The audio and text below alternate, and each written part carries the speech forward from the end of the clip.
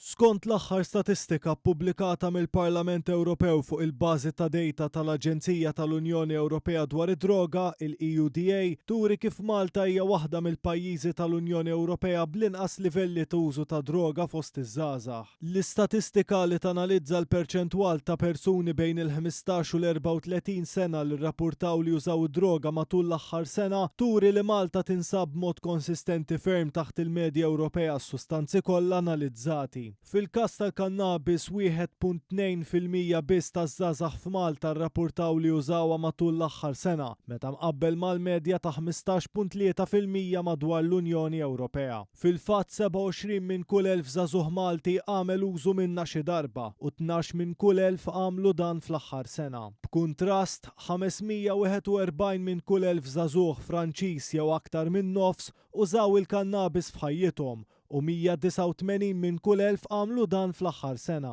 L-aktar li għamlu użu mill-kannabis fl-aħħar sena kienu t-Taljani, b'215 minn kull 1000 Taljan li għamel użu minna.